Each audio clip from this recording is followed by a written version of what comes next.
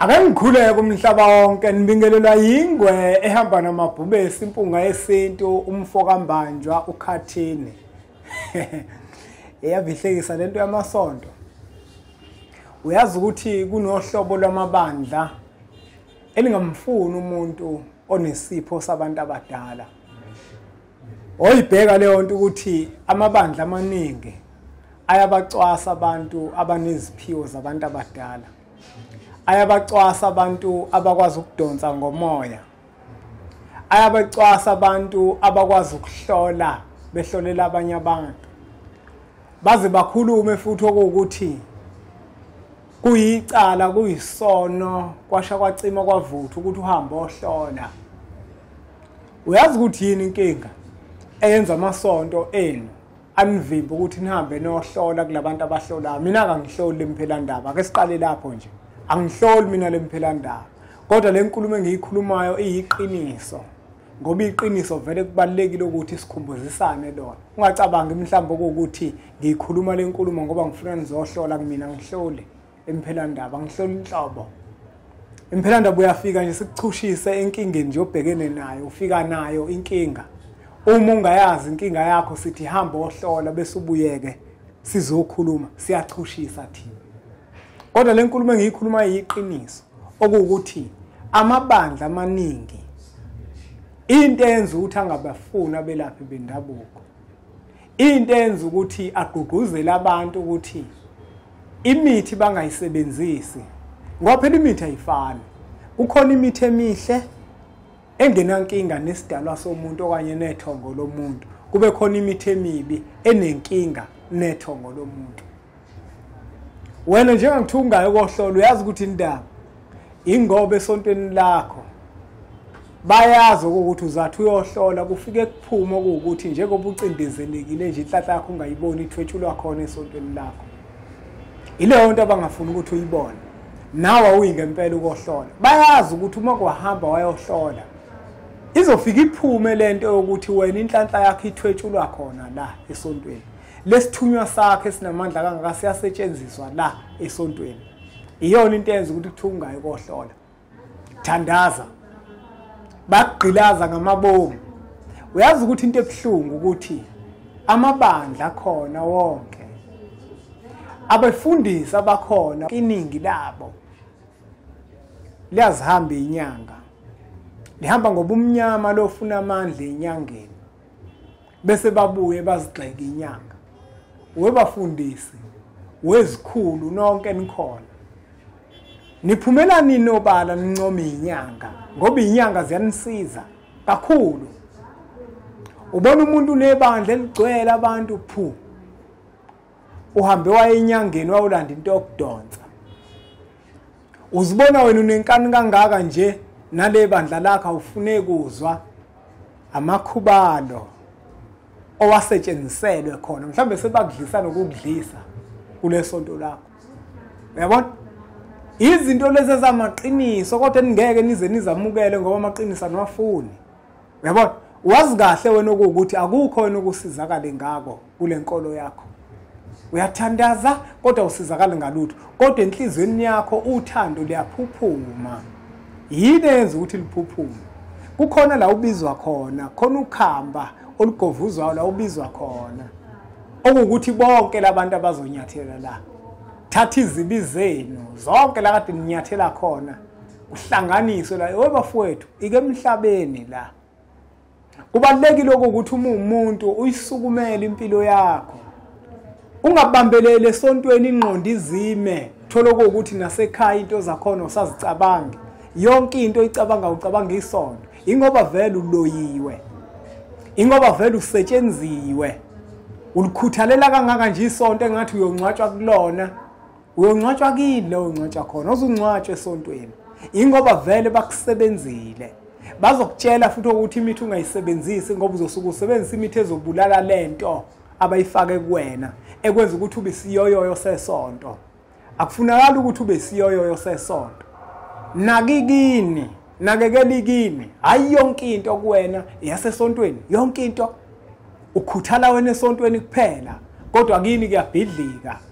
Yonke into esontweni uyayenza, uyalwa, awuzenzi vele kade bakusebenza lenkano nayo kangaka ngalesonto lakho uzulahlekini ngenxa yesonto lakho ingoba vele wasetshenzwa ingoba vele kunemithi ethile abakusebenzela yona yebo bafowethu iyathusa lento ukuthi abefundisi abaningi bathatha izinto enyangeni bathi mabekhuluma nabantu bafuna ukuzwakala kahle bafuna ukuhlonishwa hayi ngoba umhlonipha lo mfundisi wakho ingoba vele ukusebenzisela umuthi inyanga abafowethu inyanga zinamandla inyanga zinamandla obumnyama zinamandla okuphilisa inyanga ungabozwa abantu bezigxeka la bayazihamba kodwa bazihamba ngasese nasemabandleni amabandla amaningi amile nje ame ngenxa yenyanga amabandla amaningi amile nje ame ngezisekelo zenyanga asebenzisa imithi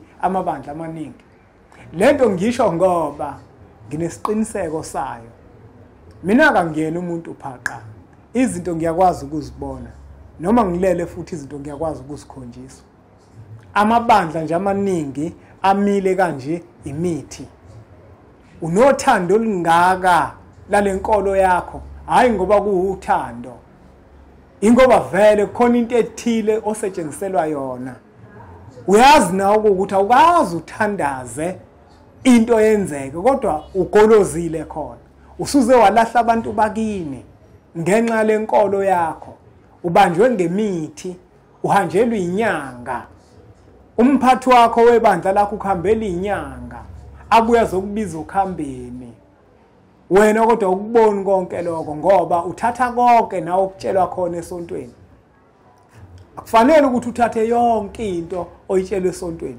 okunye okutshelwe esontweni ufuna ubuye ukusefe ukufaka esisefeni uthathe nakini nowakutshelwa abantu bakini abadala nakukuthatha ukwenze ungagcini ngokuthi manje wena uzolahla konke kwakini wenze kwasesontweni imfundiso uthatha imfundiso yasesontweni ngwana kuthiwe ungena ezulwini ikuphi ezulwini okhokho bakho bakubafika bazokutshela ukuthi bake ezulwini bona la bekhona izona zonke izinto lezi ezisikhohlisayo unezichitho phezulu kwakho uyesaba wena ukusebenzisa umuthi uthi wena uyikhona uyesaba ukusebenzisa iswasho awusebenzisi ngisho amanzi athandazela uziyekelele nje uthi wena uyakholwa wena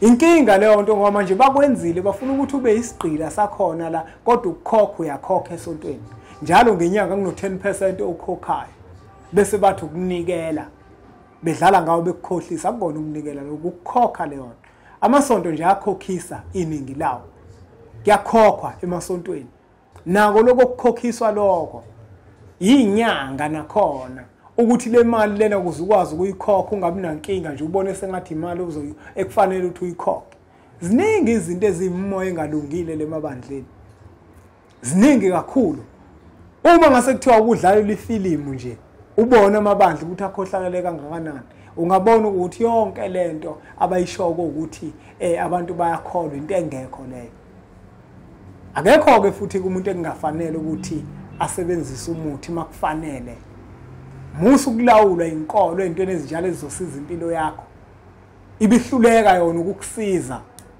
uyincenge ngani kangaka ingoba vele ubanjwe ngamakhuba lathile la ukuthiwa nomusu kwasebenzisa ngoba kuzosuke kusuka inkungu kuwena na into eyinkinga la ikhona abantu nje beziphiwo nabantu abakwazi ukuthi badonse ngokomoya abafuneki emasontweni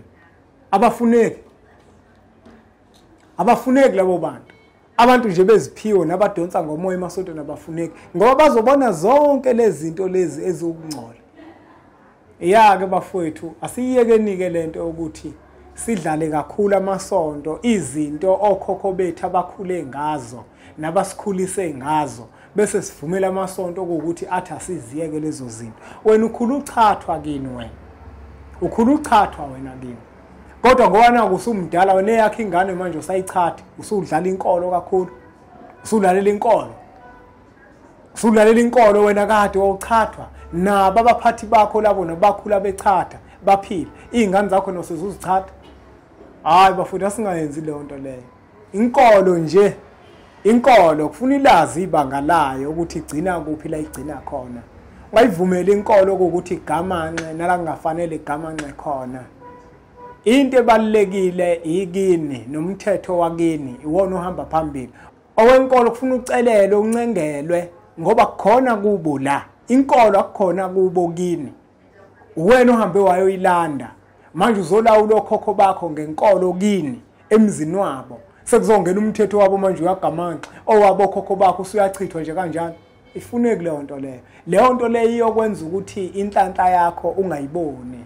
Yingaka abantu abaningi uthola ukuthi bayasonta kodwa manje baxakekile kakhulu. Ilento yokuthi bathatha imithetho yenkolo bafuna ukuzolawula okhokho babo. Okwenkolo kucelele kokhokho bakho mabengavumi futhi abavume. Ngaguqula yonke into manje ngokukholwa kwakho. Aguqula yonke into. Akubona bonke abantu bakini abahambisanayo nenkolo. Hayi bafuthu asingagangi bafuthu. Inkolo lena ibukeni inkolo. Inkolo kokuqala iyafika. Yayingekho inkolo. Manje ayikwazi ukuthi ungathi usuyimukela unamazinyawo 32 isizoguqula konke. Into zakho zizovaleka. Uzothi inhlanhla wena unayo kanti hayi ngoba nake inhlanhla ungenayo. Inkingi wena oshayisile. Wenza iphutha wena. Awusazisukumeli nokuzisukumela wena. Udlala labantu besonto lakho bethi ungayo kobheka, hayi. Ayenzi leyo nto le. Ingoba bafuna ubone okuthi mingakanani imithi abakusebenzisela yona. Bayazi ukuthi kuzophuma lapha. Ukuthi lenkolo yakho imithi esetshenziswa lapha kule nkolo yakho iyona lecindizela nesithunywa sakho sesithwetshuliwe sisebenzela isonto lakho. Ngeke ukubone konke lokho. Ngoba manje nawe hamba uvuma yonke into, hamba uvuma. Ayithina ke mfana kethi, wema, obani. Ake siqhubeke subscribe ku channel ethu enkulu Impunga Yesintu TV. Siqhubeke siwuthatha umfanekiso oqoshiwe udlulisele kwabanye abantu ngoba nakubona uzoba usizo olukhulu. Bese sithi nje Impunga. What was that?